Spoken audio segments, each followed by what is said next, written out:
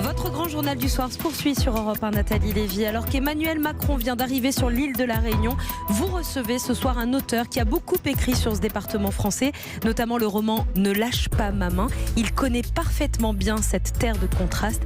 Michel Bussy est votre invité, Nathalie. Bonsoir Michel Bussy. Bonsoir.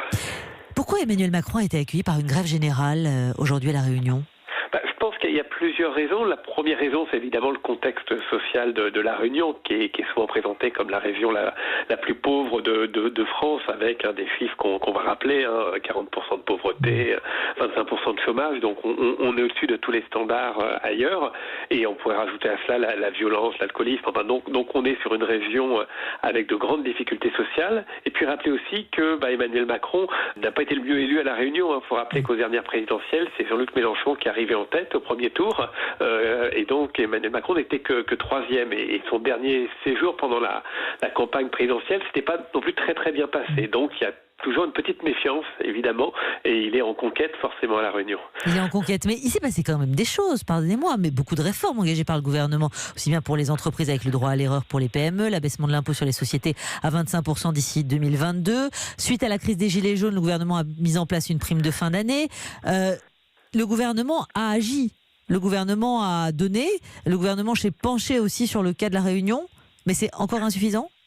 Je pense que c'est évidemment très très symbolique, cette grève générale, c'est-à-dire c'est une façon de profiter que pendant quelques heures, une journée, les regards vont être braqués sur cette île, et c'est évidemment un appel à Emmanuel Macron, mais aussi globalement un appel par rapport à la situation de cette île qui est quand même très différente des autres territoires d'outre-mer, parce qu'à La Réunion, il n'y a pas de revendication identitaire comme en Nouvelle-Calédonie, comme en Polynésie, comme aux Antilles. La revendication, elle est essentiellement sociale, elle est même uniquement sociale. Et du coup, ça donne un statut assez particulier au fait que ces manifestations sont finalement assez proche des Gilets jaunes, de ces revendications sociales, contre éventuellement une élite, mais qui serait une élite d'un point de vue privilégié, d'un point de vue richesse, plus que des revendications identitaires ou ethniques. Des revendications et un sentiment d'injustice aussi très fort par rapport à la métropole. C'est vraiment ça, le ressenti ?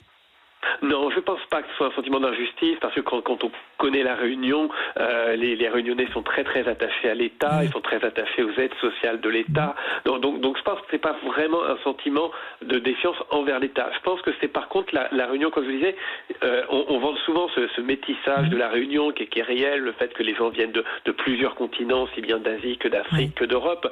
Donc tout ça, évidemment, la grande richesse de La Réunion, c'est un territoire extraordinaire pour ça, mais par contre c'est un territoire profondément inégalitaire en termes de richesse, c'est-à-dire qu'on va passer de gens très riches à de gens très pauvres, inégalitaire en termes de conditions de vie, c'est-à-dire qu'on va passer de territoires qui sont vraiment des paradis sur Terre, où il fait beau toute l'année et on est au bord du lagon, à de territoires extrêmement difficiles parce qu'on vit dans la montagne, parce qu'on vit dans la pluie toute l'année, parce qu'on vit dans le brouillard, et évidemment c'est très difficile de gérer ces grandes oppositions sociales, et évidemment des gens demandent à l'État de les aider. Quelle est la priorité ? Quelle est la première chose à faire ? C'est agir sur le plan social ?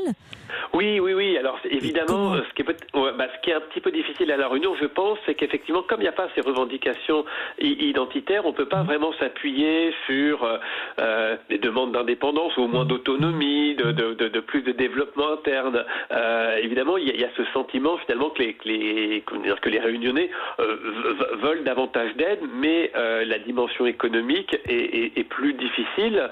On l'a vu avec cette fameuse autoroute du littoral qui peine à être construite.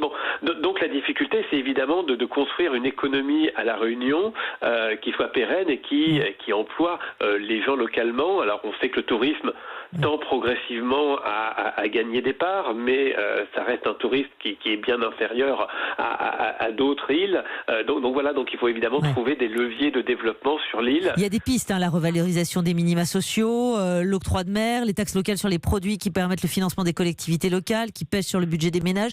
Tout ça, ça fait partie des solutions. Emmanuel Macron a pris la parole à sa descente d'avion sur le tarmac de Saint-Denis. Il a notamment dit sur le développement économique que certains avaient tout gardé pour eux. Comment vous, qui connaissez parfaitement La Réunion, comment vous interprétez cette phrase ? C'est c'est toujours très difficile à La Réunion parce qu'effectivement, quand on connaît La Réunion, alors c'est toujours un petit peu, pour écrire un roman là-dessus, ça peut paraître presque exotique quand on est de l'extérieur, c'est-à-dire que les Européens, ceux qui viennent de métropole, on les appelle les oreilles, et tout le monde les appelle comme ça, donc avec un Z, voilà, parce qu'ils ne comprennent pas le créole. Et donc évidemment, il y a une forme de défiance, entre guillemets, sur les oreilles, même si ça ne se traduit pas du tout par de la violence ou des tensions ethniques, mais évidemment, il y a quand même cette idée que les oreilles, c'est quand même des fonctionnaires qui viennent profiter d'un sursalaire pendant quelques années, qui repartent et qui occupent plutôt les plus beaux coins de l'île.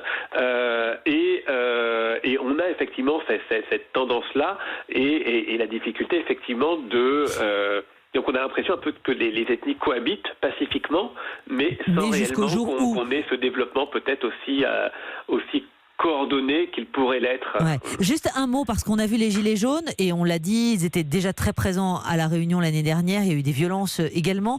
Là, on les a vus de nouveau, aujourd'hui, hier déjà. Elle est vraiment présente, cette menace, toujours à La Réunion, ou c'est, j'allais dire, le comité d'accueil uniquement lié à l'avenue d'Emmanuel Macron ?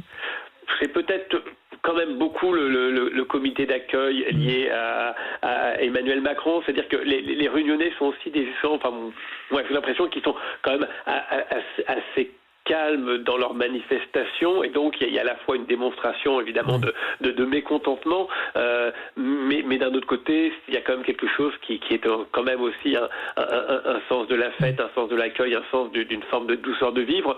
C'est plutôt une île qui souffre d'une forme de difficulté économique, à mon sens, beaucoup plus que d'un déficit de savoir-vivre ensemble. Merci beaucoup Michel Bussy d'avoir été notre invité ce soir sur Europe 1. Merci beaucoup. Merci.